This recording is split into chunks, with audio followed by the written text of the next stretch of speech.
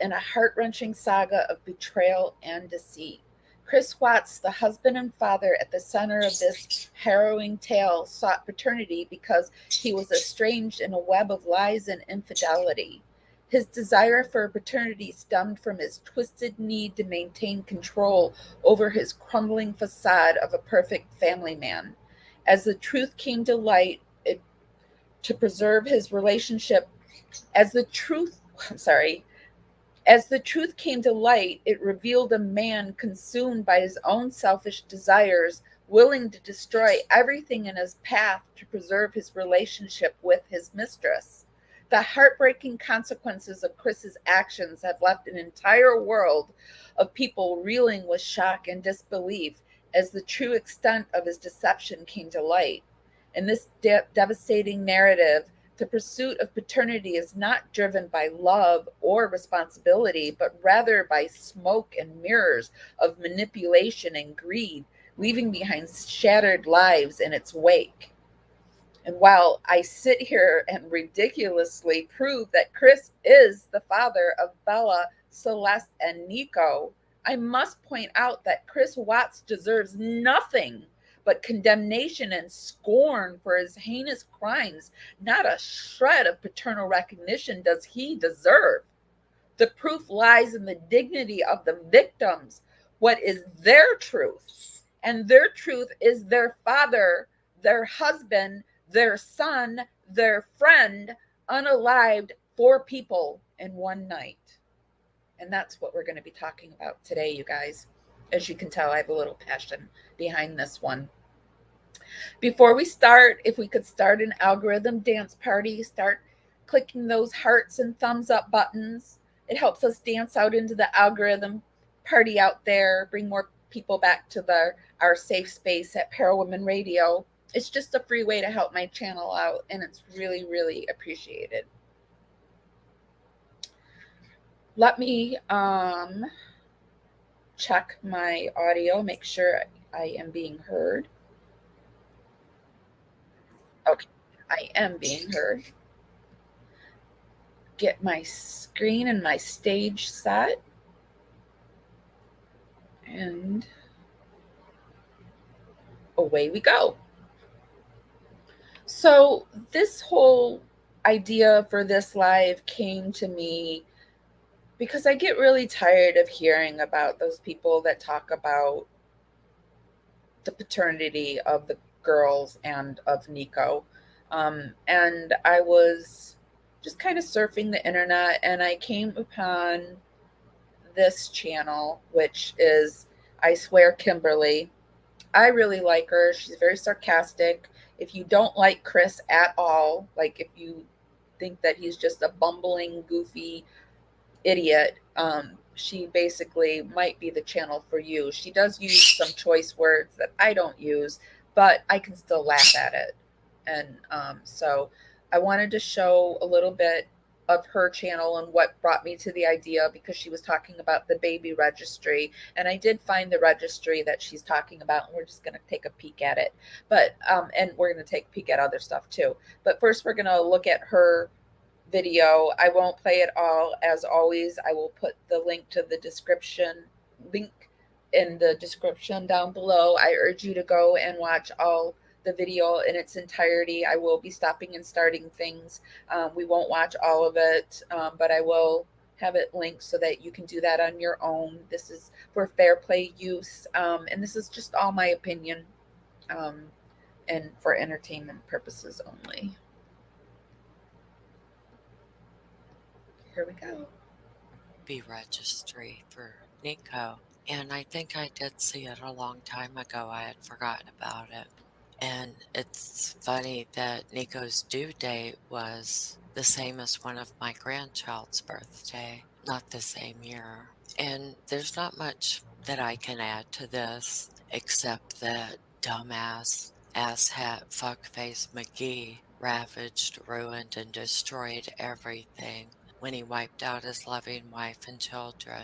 Therefore, enjoy the pictures and listen to some old audio of me going off on Chris Asshat Watts is part of an old video that was a combination of me verbally attacking Pinhead. It's something you may not have heard in a long while, so I hope you enjoy. Much love and peace. Thank you for listening. Listen carefully. What had happened was, oh yeah, he was a chicken shit. There are people to call for that. They are called mental health professionals. You're a dumbass, savage, weasel, bitch, dumbass, bastard, candy. That. I could go on and on. Think you were going to get away with your horrible crime? What the? Say no, no, and no. So, as Please. you can Okay, let see, me entertain this. she says a lot. And so we're not going to play a whole lot of it because I don't want to get demonetized. But it was her idea. And so away on this journey I went. Keeping in mind, I know now that people now question the paternity of the kids. And not just Nico. It was just Nico in the beginning, but now it's spread to Celeste, Cece, and to Bella. And we're going to kind of look at the idea of this and why it happened and who's fueling it and encouraging it, and in the end, what is the truth. So let me make sure yeah, okay. Over on Reddit, it says, and it's small, I gotta make it bigger. It says CW and his parents are still claiming they don't know if Nico is CW's child, and Shanann haters are lapping it up. This after Ronnie claimed that DA told him Nico was Chris's baby, but not which Chris, insinuating Chris Miller is the father. This is one of the stupidest rumors I've ever heard. It's so easy to debunk. DNA was collected from CW in all 4 victims. Chris Miller's DNA was not collected. Nico's DNA was compared against Chris Watts' DNA, and the test showed Chris Watts is Nico's father. Anyone with basic intelligence understands this. I can't believe people fall for such obvious BS. ETA, note to any Shanann bashing cultists, don't even bother commenting on this post. Your comments will be recorded and you will be blocked. Learn to read Rule 2 of this sub and seriously seek help. So there we see that the idea arose that possibly Nico was not Chris's baby, but the girls hadn't happened yet. But then this happened.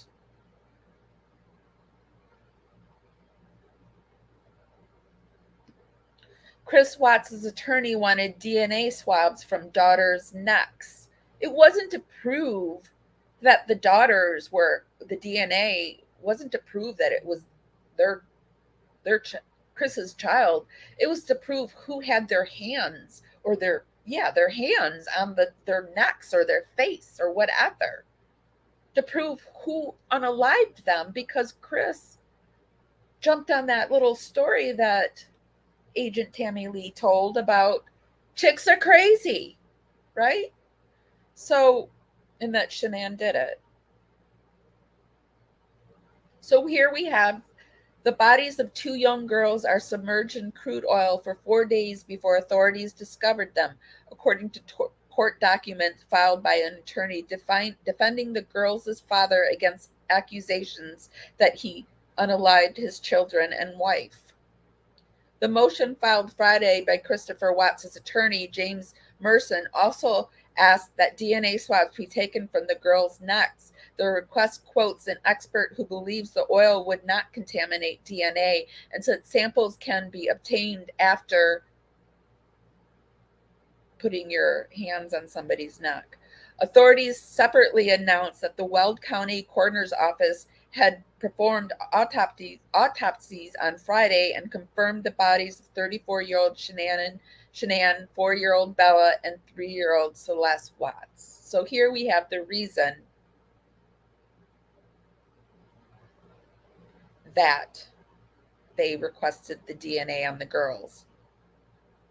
Moving along, here we have Chris Watts' father, his theory on baby Nico's real father, even after they were told who was the father of, they did get the DNA back on who was the father of baby Nico. Hello, YouTube watchers. Welcome back. Today I'll be looking at 3 interviews that Ronnie Watts gave, the latest of which was less than a year ago. The other 2 were at the police station in Colorado the day Chris confessed. One was before the confession, the other was after. The first clip I'm going to show you is from Ronnie's 2020 interview where he reveals which confession he believes. Later on, we'll hear his thoughts on the other confession. And for those who watched my last video and thought I was a little hard on Twats Jr., my view is hurt a child or an animal, and that makes you fair game. It also makes you a twat. The hurt and the pain I seen in that boy's face that day, I believe what he told me sitting there. I mean, he just like, as far as emotions, he just like me. When he told me, he said, Dad, I cannot put them with her after what she did. And turned around after that said she was evil. And I believe him. Now let's listen very, very carefully to the moment Chris confesses and what he says Shanann did to the children, because it doesn't sound like choke to me.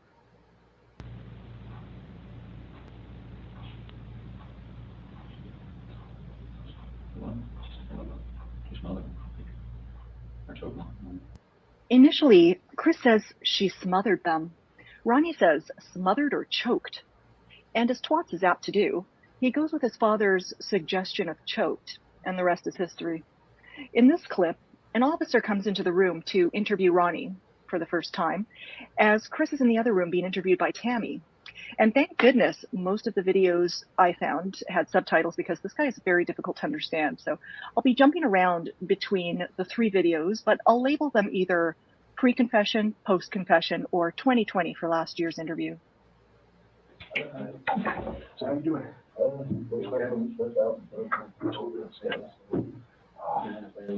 What happened or what's going on? Yeah. Grant the man. Yeah. She's a very controlling woman. As far as everything my life. This is awesome. Yes, absolutely, 100%, Linda. I agree. 100 on that one. He said, Linda says, Chris said that because Tammy suggested that. Exactly. Tammy fed it to him, and Chris is such a little nimble-minded fool that he just lapped it up and didn't know what else to say. That was his one way out. It's the only way out that he saw, because he was in that corner, and it was his out. So, you know, if I can put you up with something, ask you a couple basic questions, just your name and all that information, so I can take notes. Funny how the officer just says, "How are you?" And Ronnie launches into his Shanann character assassination. And the officer has to cut him off and ask, maybe I can start with your name? Makes you wonder what story Chris must have been spinning about his family's disappearance on the drive over from the airport, because Ronnie seemed pretty eager to tell the officer how Shanann was unstable and a narcissist. He seemed to have this whole narrative prepared. It's either that, or he's heard it so many times from Cindy, he knows it by heart. But then he offers another story, one that we've heard many times before. I find it heartbreaking that they continue this narrative, that even after everything that we know, they continue the narrative. Before in America. And then at the construction, when I asked you again about that, so there's construction going on behind the house. Yeah. Kind of, do you see any further? Well, I just brought that up to him one way back there. Well, okay. He didn't mention it. I mentioned that to him. I said, everybody's telling him. So I told around people, they come little crews, come and go, electricians over here, plumbers over here, handlers over here. And I missed that. I missed that he said brown people. So we know that there's probably other races too? I hope not. I don't think I'll ever scenario like that. So I just throw that out there and said, for the kids might be in the backyard, and there's plenty of people around there that don't want to play with those stuff too. So, yeah. You should look into them brown people hanging around the house. Maybe they went poof and took Shanann and the girls with them. Just throwing it out there. A Hail Mary, if you will. A definite go-to when you want to cast suspicion elsewhere, or whatever. I discovered that Ronnie randomly inserts the word whatever into his speech in much the same way his son Twats uses the word like. Okay, when he got back here, they did a sonogram for the baby. And they have not talked to her from the time that, I'll tell you about the story about the falling out of my hand. She sent this picture of a sonogram to me at 8 o'clock in the morning, my time, so it's 6 o'clock in the morning here. No comment or nothing on it, no, nothing. At 11:30, well, okay, time change, okay, then at 1:30 that afternoon, she texted back, wanted to share the picture of the new baby. And she's reaching out, but that's when Chris, I think, originally told her. And they somehow fault her for this. They fault her for reaching out. That takes us to when she sent the picture of the sonogram, and that was about the same time Chris told her, it ain't work. And that's when she was trying to get back in all that. They got obviously done, I guess, over the years, whatever. I guess that was a reach out to us, more or less, well, look at it, trying to make everything all hunky dory now, again. Maybe she's thinking maybe Chris will change his mind or something or whatever, and she's talking about it or whatever. I don't know what her point of time it was. That's when, I'm pretty sure that's where that text came from when he told her they wanted a separation. Yeah, how dare Shanann reach out and send them a sonogram of their grandchild? What an evil witch. How dare she? All right, moving on. So we know that the parents are running with this, but moving to the next one, we see that Dr. Phil reveals paternity of Nico Lee Watts in emotional show with Shanann's parents and brother at TCRS revisits original theories. Dr. Phil confirms paternity of Nico Lee Watts. The Daily Mail has released a preview clip of Monday's Dr. Phil Part 2 in the show dealing with the Watts family murders. Part of the factual findings of the show. Hold on a second. Junebug, knock that off. He's giving me love bites, but they hurt. Chris Watts was the father of part of the factual findings of the show, now not the show's strength, it has to be said, is a medical report proving Chris Watts was the father of the unborn child. Not that this was even in dispute, but in a case as fluid as this one, where reality seems to shift almost on a whim, it's good to get certainty. Brick by brick, we're building a solid scenario for this case. So I won't dare show Dr. Phil because he will claim this in a heartbeat. But I do remember it being shown on Dr. Phil, and I will put the link to the Dr. Phil down in the description.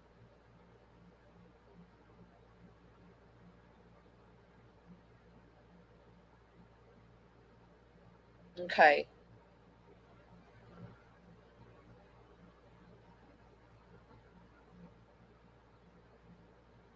And here we have, I wanted just to show that hiding daughters in the oil won't destroy DNA in Chris Watts' murder case, but DNA won't be a smoking gun either. This was another thing I wanted to show and prove that the DNA they wanted was off of their neck to prove the unaliving of them, how it happened. And Dr. Phil Danielson, a professor at the University of Denver's Department of Biological Science, says that while it may hold a pop culture fueled importance in the minds of outside observers, the reality is much hazier in a homicide case like that of Shanann Watts and children Bella and Celeste, her kids, with Chris' husband, Chris. Within hours of Chris's arrest, late on August 15th, authorities announced that Shanann had been found in a shallow grave in an oil work site owned by Chris's former employer, who fired him. Bella 4 and Celeste 3 were found that afternoon of August 16th, where they had been concealed for 4 days in nearby tanks submerged in oil, according to court findings. Such wranglings has fueled a kind of intertwined speculation by case watchers based on police statements. One, that Chris must have hidden his kids' bodies in such a particular manner to destroy the DNA on their bodies. So many feel that the reason Chris requested or put the bodies of the girls in oil tanks was to destroy the DNA. But I mean, I don't know if I believe that because of the fact that Shanann's body would have had it too. And he wasn't thinking ahead that he was going to say that he unalived Shanann, but Shanann did it to the daughters. So I don't know if I go with that theory either. But moving on, here we have defense DNA request denied in unaliving deaths of Shanann Watts' kids.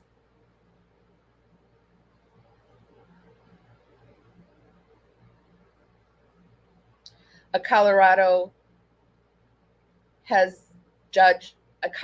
judge denied a request by a defense attorney for a man accused of unaliving his pregnant wife and his two daughters to require a coroner to collect DNA from the necks of the young girls. So, in fact, the judge denied this because he said, I'm not going to tell the coroner how to do his job. So that never actually happened. People are saying that DNA came back from the girls, but I don't think it did in that way around their necks. But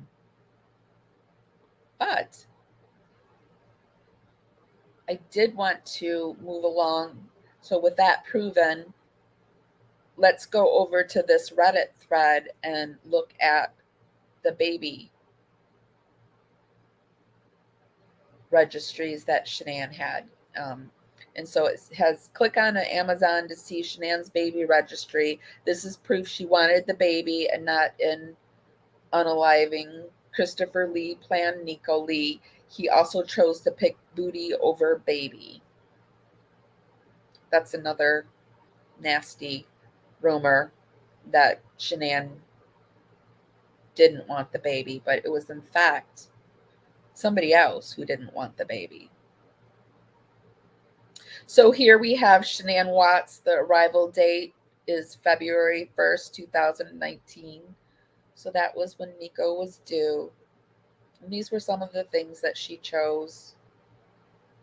Fisher Price portable baby chair set, me up floor seat, another floor seat. Ooh, 3 floor seats. That's a lot of floor seats. A boppy newborn lounger, a baby Einstein Neptune's Ocean Discovery, some baby bathing stuff, a Lily Miles baby diaper caddy organizer,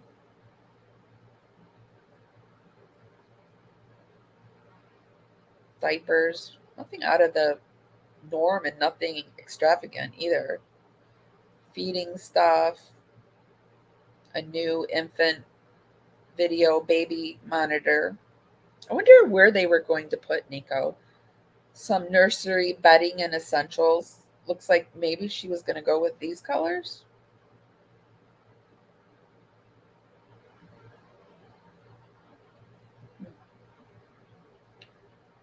Some nursery furniture, a mattress, some nursing stuff. So she was going to nurse.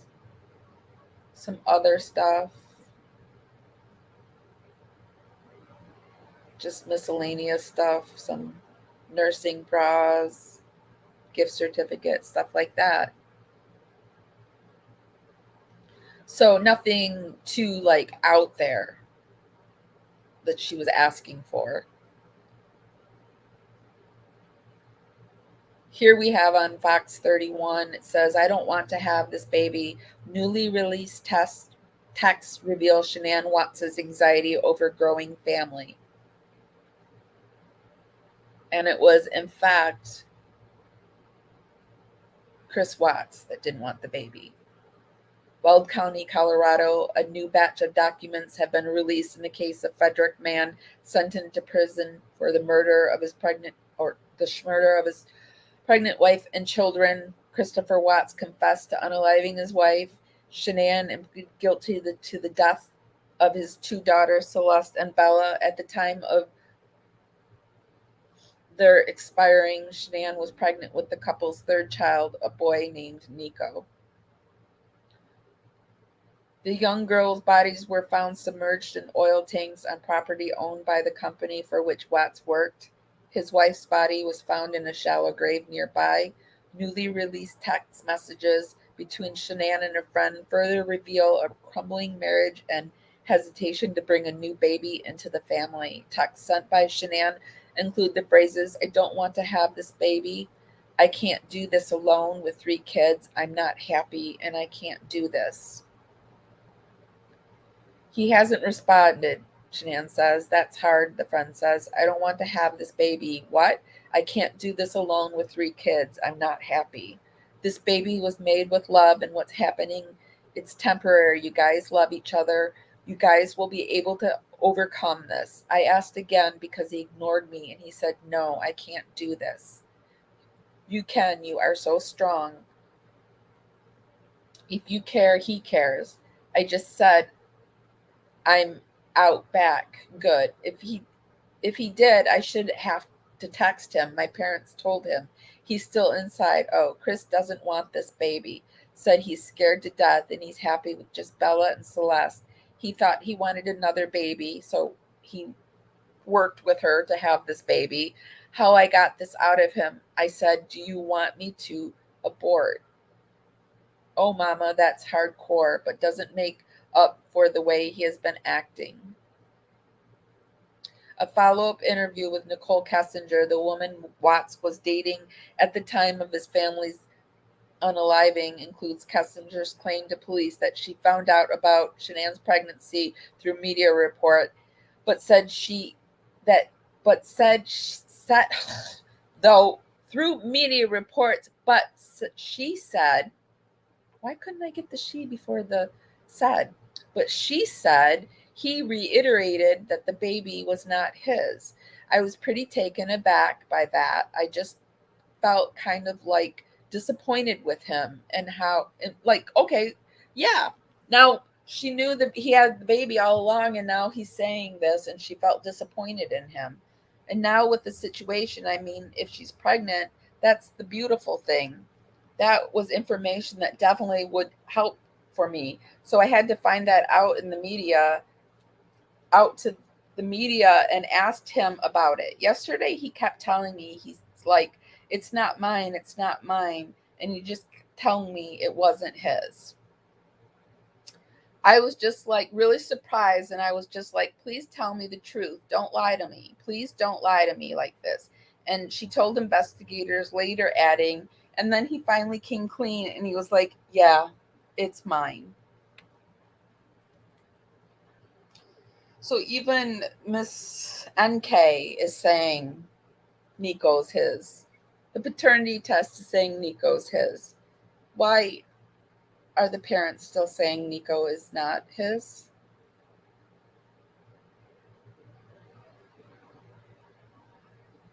I will never understand it.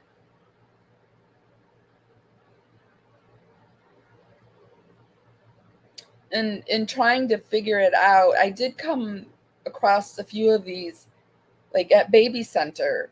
Chris Watts' parents were those kinds of PIL trigger. Of course, he was fine until he married her. My favorite part, according to KMGH, the couple claimed their son changed when he married Shanann, alleging the couple had an abusive relationship and Shanann isolated Chris from his family. It was a very hard relationship, Cindy Watts said. It was a very hard relationship with her as far as I'm concerned. I couldn't do anything right. So they have nothing to do with this man turning into a homicidal maniac who did the most horrific thing imaginable. It must have been DIL daughter-in-law's fault. His parents believed this story. Clearly, they didn't know him the way they thought they did. And, you know, I was talking to somebody in my comments today, and it's okay that they didn't know him the way they thought they did. And it's like, must be a horrible thing to come to terms with, knowing that you birthed that person, but that person is not you. Nobody's saying you did it. Your son did it. And the way that you're handling it, it's just not good. And here was another one in a baby form, what to expect. overbearing mother-in-law. Shanann Watts had a nightmare mother-in-law. Let me make sure you guys can see. Okay. Had a nightmare mother-in-law. I've been watching interviews and everything in my own time for weeks now, and seriously, even her mother-in-law and sister-in-law were psychopaths. Rest in peace to those girls and the little boys. And then these were the replies. In an interview with CW's friend, there was talk about an argument between Shanann and CW's mother about her giving the kids pistachio ice cream. Not Gape. And not pistachio. She said it's vanilla. CW's mother played dumb about the allergy and made Shanann out to look like an out-of-control crazy person because she got so angry. I think going all mama bear would be a normal response when it means your child could die of I'm not even going to try to say that.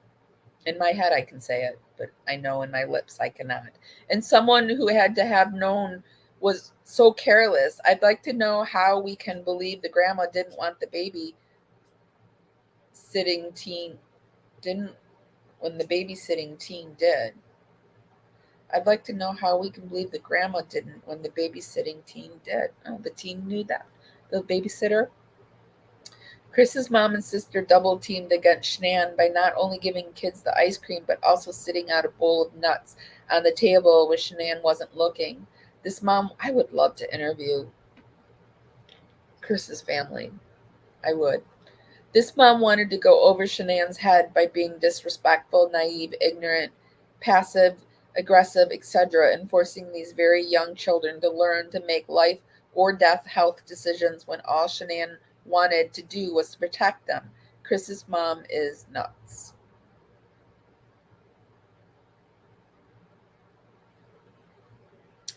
And then to wrap this all up, I have this. Did they find DNA on their bodies? Hi guys, I'm from Germany and have been extensively involved with the case for quite some time. What I don't understand is, did the police find DNA or fingerprints on Shanann and the kids from him?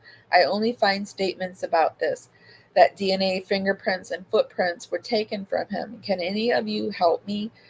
That would be appreciated.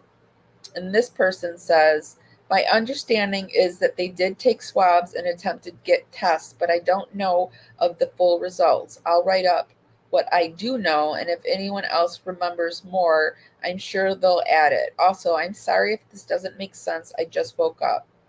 We know that they took evidence from the girls in Shanann's hands. In the discovery and in the autopsy of Shanann, it notes her hands are bagged in paper bags. They swabbed Shanann's neck, and I believe the girls too, but I do believe they did swab the necks, but the judge didn't order them to do it. It was just a good autopsy person that did it, and I believe the girls too. But I do remember reading that not all of it was tested, and some tests weren't able to be completed. For example, they were unable to determine if Chris and Shanann had intercourse that morning, as Chris claims, because her vaginal cavity was too decayed to get a good test from it after the coffin birth. They may have had similar problems with getting fingerprints off of Bella and Celeste because their bodies were badly decomposed due to the oil. They were also highly combustible. It's noted about the recovery of their bodies and that there was so swollen and distended they looked bigger in size than they actually were due to skin slippage. They had a difficult time with retrieval because their skin was literally falling off of them. They were able to determine that both girls were unalive when they went into the tanks, despite the fact that there was oil in their lungs. The amount of oil was not consistent with breathing it in, but rather with seepage from sitting in the oil for so long. It was also found at least Bella did not have blanket fibers in her lungs. You can view Shanann's autopsy to see the evidence they took from her body in this article, and it has the girls' autopsy, the kids' autopsies too. I actually didn't click on this.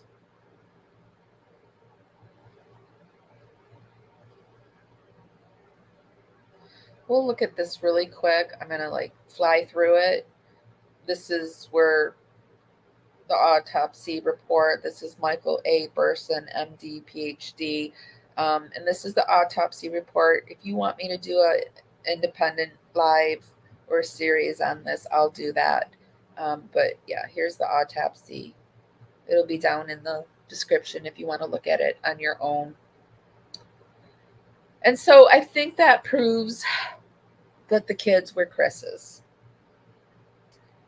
And I wanted to end this on a good note. A video. Oh, bless you.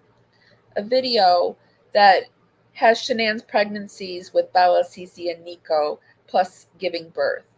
So we'll watch a little bit of this. We'll see Shanann's beauty throughout her pregnancies, and we'll celebrate the victims in this tragedy because they're really all that matters.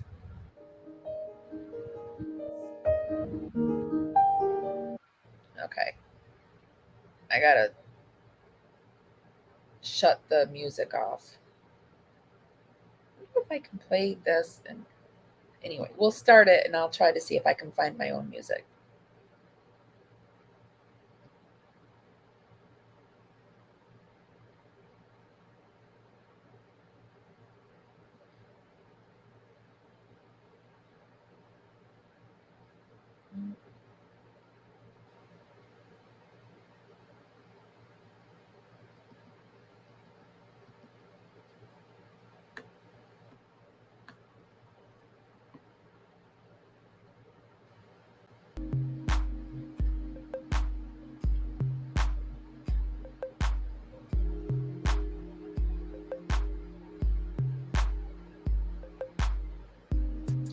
So here we can see Shanann, and this is the journey of Bella.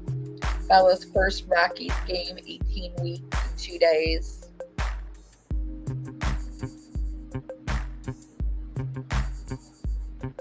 Let me speed it up.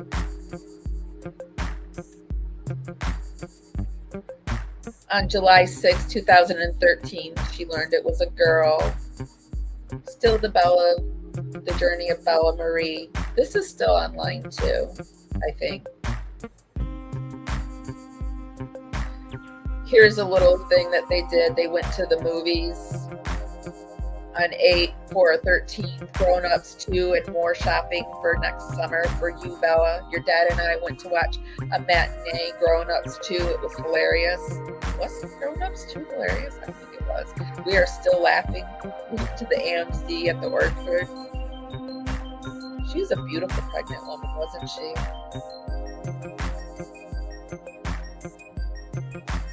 She had a nice tushy too. I wish I could have butt like that.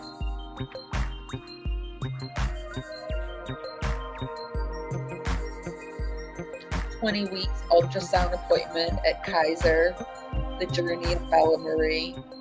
Today, your dad and I went to your 20th week ultrasound appointment. They confirmed that you are healthy and growing normally. Everything was perfect. They went to a Bruno Mars concert. Your very first concert, and you danced all night long. Felt like you were first pumping up my belly. Your dad and I would stop dancing and singing to feel you. It was the best feeling in the world." So you can see there Chris is being Mr. Super Dad, feeling your belly, getting so excited. So here's the start of your wardrobe. Today is 3 years your daddy and I have been together. I couldn't have asked for a better man. 21 weeks today. Cannot wait to meet you. 22 weeks. Bella is growing. 23 weeks. 17 more to go. Can't wait to meet our princess. You received a few gifts from Aunt Gigi, Uncle Robert, Mimi, and Papa. Can't wait to put them on you. So the grandparents are sending gifts. There's Bella's room. It was a cute room. I liked Bella's room much better than Cece's. I think they needed to have a more calm color in Cece's room because Cece was she was a wild woman, and so she needed more gentle colors.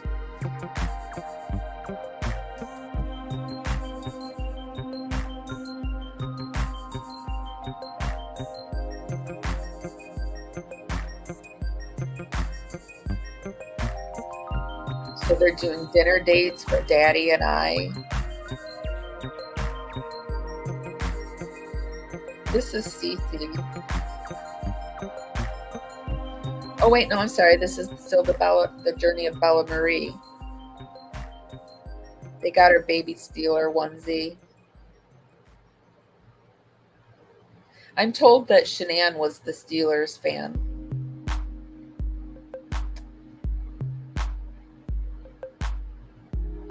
Let's pop it forward. Here we have when she was pregnant with Cece.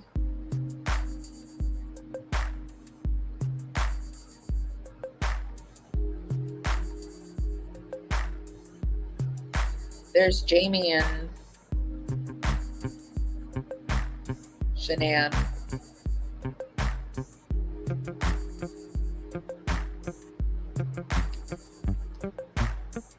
Shanann gave birth to Bella on December. Oh, I'm sorry, that was Bella still. Jeez. Well, as always, I'm sure the first one, all the pictures. There's baby Bella.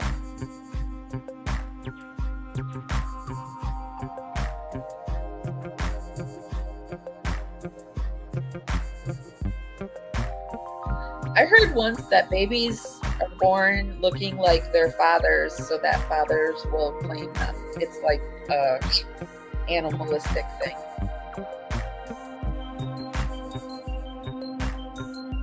Now we have Celeste's pregnancy.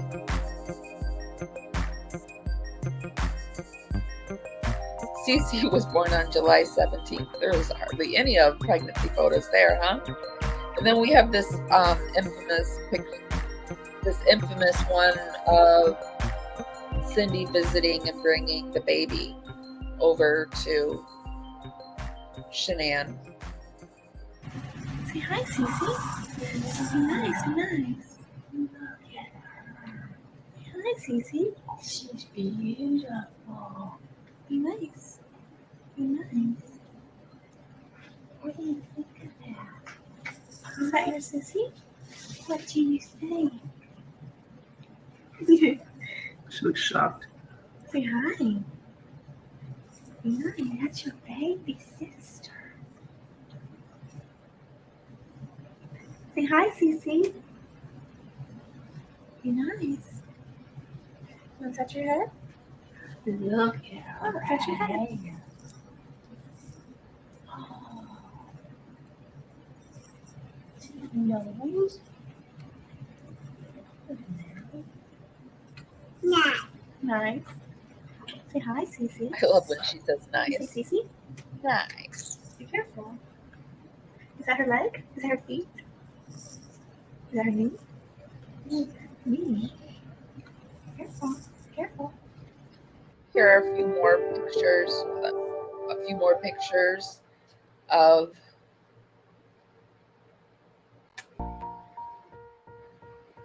Bella and Cece playing together.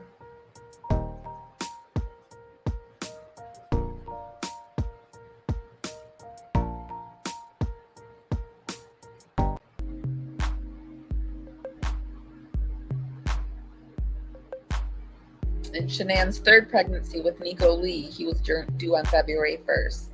This was the reaction of both girls finding out we were pregnant. Hold on, let me get that going for you guys. Because what's a pregnancy live without showing this video, huh? This was the announcement to Chris about Nico. Well, about a baby. They didn't know it was a boy yet. We did it again. I like that shirt. Really? Really? That's awesome. So pink means... That's just a test. I know. It just says the pink is going to be girls. I don't know. Just a test. That's awesome.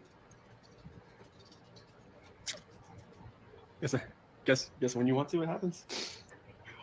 Come on, girls. Mommy has a baby in her belly. Are you guys excited? Yes? Are you really excited? Oh my goodness. Come give me a hug.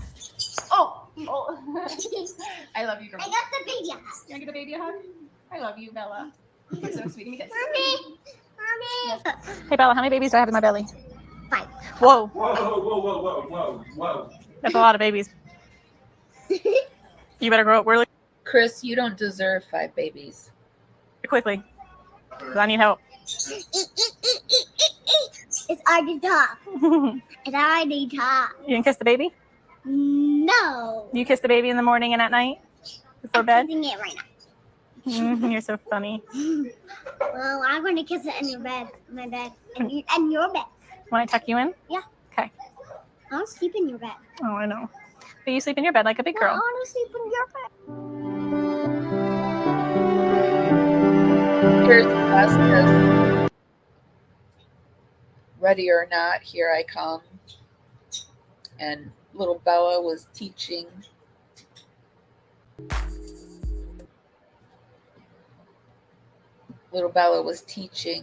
Celeste how to There's be one? a big sister. Or 2 babies in there. I'm really hoping there's just one. And this was All right, the let's take a final poll. one where Chris was supposed to meet with for the ultrasound, but he said he was stuck out in the fields, but we know he was with NK. Is there 1 or 2 babies in my belly? Chris and I are hoping for 1. And my belly feels like there's 2. I might have a little mini heart attack. I would love to if it was the first go round, but this is the 3rd go round. Yeah, Bella better be inaccurate because if there's 5 babies in this belly, you're moving in, Dad. Totally moving in. You guys better keep tripping with this 2 babies in here because it ain't happening. All right, you guys. So we go for our first ultrasound at 3-ish, 3:15. And I'm kind of nervous because every time you go, you're like, is there 1? Is there 2? Is there 3? Bella says there's 5. And I seriously will have a heart attack. I know. Boy. Chris wants a boy. I hope it's a boy for him. It'll make him happy.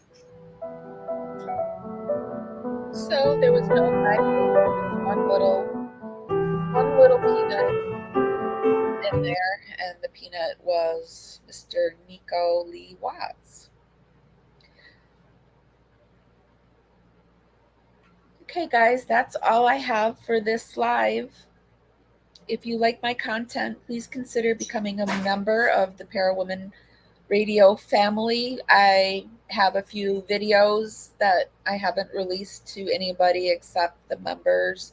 I release my videos early, and I also like to give people appreciation and thanks, and so we let them know that Miss Murda and Sherry, they support us, and I would love to have you become a member as well. That's all I have for today. I'm going to go. Please give this live a thumbs up. From my heart to your heart, I love you guys tremendously. You mean a lot to me. Oh, I'm sorry you missed it too, C. Brown, but next time for sure. So if nobody's told you this today, I'm telling you this because I feel it. I love you guys. I love you. You mean everything to me. You're very important. And I'll see you next time. Bye, guys.